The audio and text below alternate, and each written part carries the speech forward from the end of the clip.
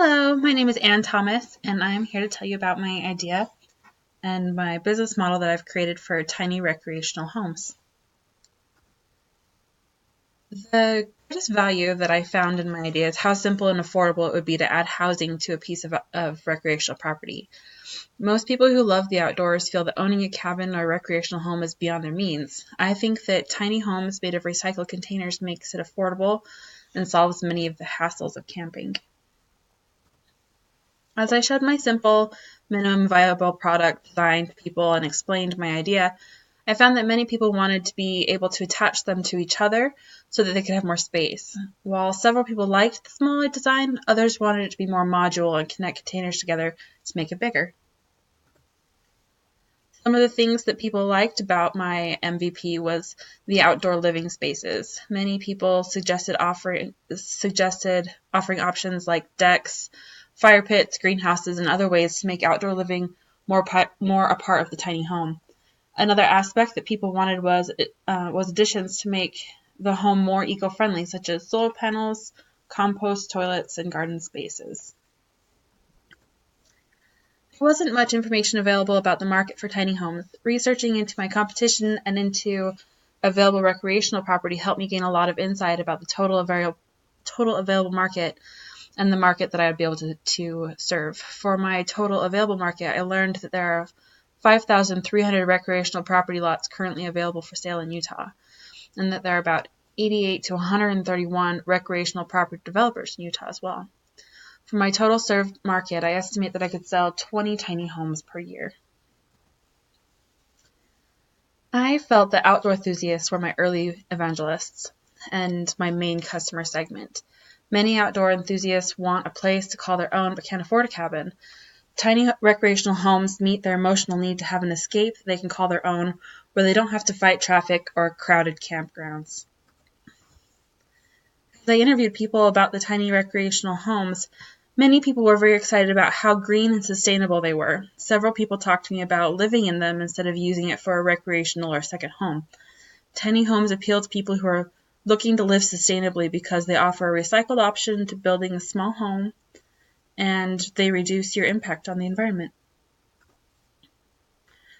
Tiny recreational homes will be distributed directly to people who own their own recreational properties through websites and at trade shows. I also plan on selling them to developers to add to recreational properties that they are developing and bring in affiliate sales. My key supplier is Western Containers Sales. They are a local supplier of shipping containers. Western Container is a great partner because it would eliminate the cost of shipping the unfinished containers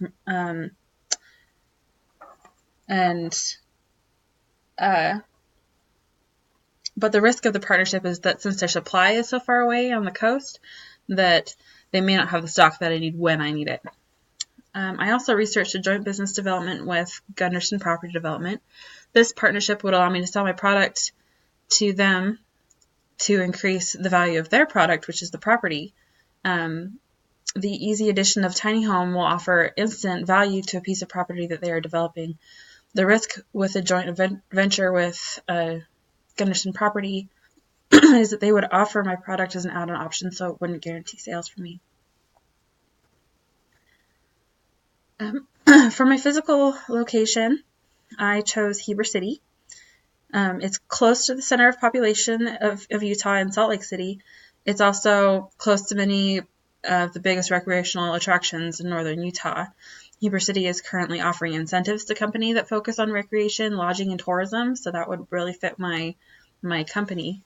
Heber City is near ski resorts, reservoirs, and several mountain ranges that people frequent for recreation. There's also a large enough population to staff the business with people experienced in construction and business management. To get the financial resources I need, I plan on using crowdfunding like Kickstarter.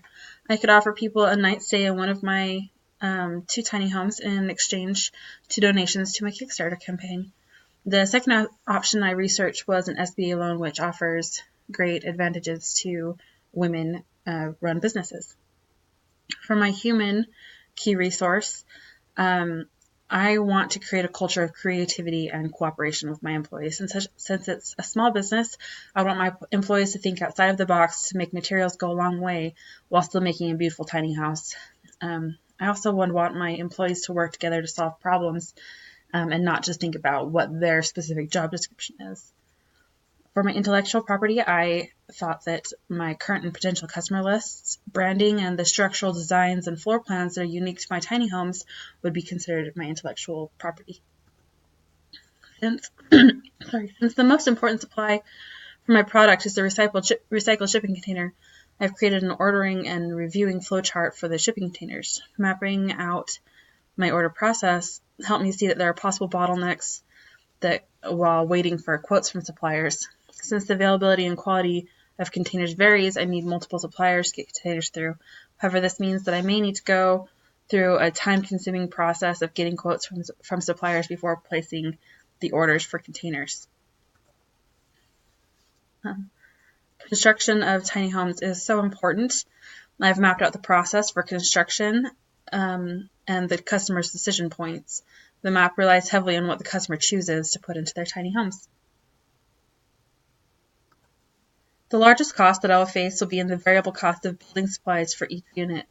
With my fixed and variable costs, I would need to sell 7 containers at a minimum of $45,000 each to break even. My largest revenue stream will be through the initial purchase of tiny homes. These sales would be through direct sales using our own sales force and website. We would also have affiliate sales through our channels with Western Realty and Gunderson Property Development. I calculated that a basic home would be about $45,000.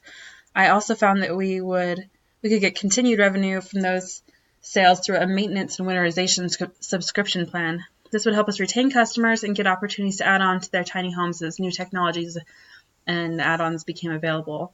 My anticipated annual revenue based on selling 20 homes and 4 maintenance subscription plans a year would be $904,000.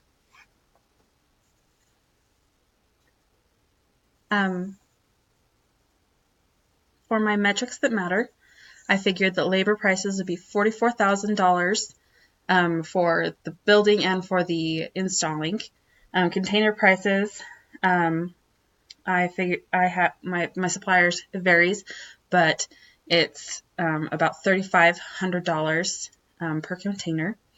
The subscription services, I anticipate getting $4,000 annually through monthly installments. They would receive 2 maintenance and service visits a year to winterize or open up their property or just to do normal check-ins.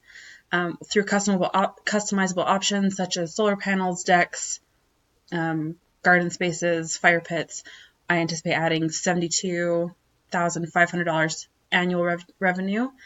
And through my channels with Gunderson Property Development and Western Realty, I would offer a 7% discount to that as a channel cost. So I anticipate that will cost me about $31,500 a year. For my SWOT analysis, I identified several weaknesses, strengths, and opportunities and threats in my business. One of the strengths that I recognized was how customizable the product is. And while it's customizable, it's still very affordable to appeal to a different set of people than cabins would. The weakness that I noticed with my company is that it requires lots of funds to get started. And I don't have a lot of current funds available to myself. I would have to rely heavily on outside sources of funding. The opportunity that I see is that there's lots of ways to add on to the product for customers through things like solar panels, greenhouses, decks, and other ways to add on to the product as time goes by and to get reoccurring sales from my current customers. The threats that I see is that market trends could change and make tiny home living seem less appealing. Also, since right now they are so popular, there is a lot of competition with other tiny home builders. This is my original BMC.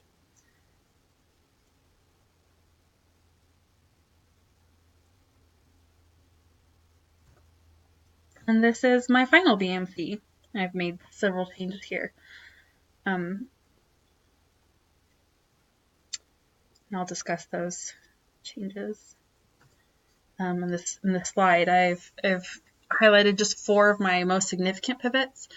My customers changed from the developers and the realtors to the actual end users. I've decided that those developers and realtors would actually be my channels that I would use to sell my product. I also changed my customer relationship block from just being about customizable products to include my get, keep, and grow strategy. In the beginning, I thought that owning land would help me attract customers, but after talking to potential customers and partners and learning more about it, I felt that it would be better just to focus on selling the tiny homes and customizing them for the end user. Also, when I first started, I didn't really know what the costs and potential revenues would be, but in the end, I was able to put together some estimates and educated assumptions about what the costs and revenues would be.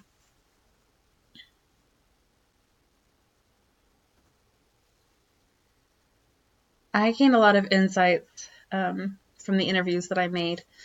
Angie made me understand that a basic need that many people share is the need for some freedom. Talking to her helped me see that some people are willing to invest because it fulfills an emotional need for them. Angie loved being in the outdoors, and she was so cute. She said, "It would fulfill my need to wake up surrounded by pine trees." Christine is one of the owners of Gunderson Property Development. When I talked to her about how a tiny home could affect the value of the property they sell, she was really enthusiastic about how much value it would add. She and her partner had considered doing similar things, and when I talked to her about it, she was excited that it would reduce their costs by partnering with us, but still add value to their customers. Taylor and many other people pointed out to me that container homes offer a more sustainable way of living. This made me start thinking about other market groups for people who are interested in reducing their carbon footprint. Steve mostly talked about how it would impact his family. He looked into purchasing a cabin before, but he hasn't because it was never affordable for him. A tiny home would let him have a place to go to for some quality time with his kids. Don's remarks about the value once you purchase the container and fix it up, he was wondering if it would be really worth it. And this was a valid concern to me. This helped me dig deeper into the costs of a tiny home and really research what the value of it would be. Getting feedback through the interviews helped me see what concerns people had and who the tiny homes would appeal to and why people would be interested in my product.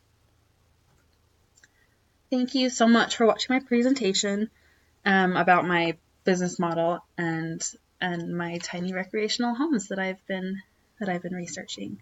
Thank you so much.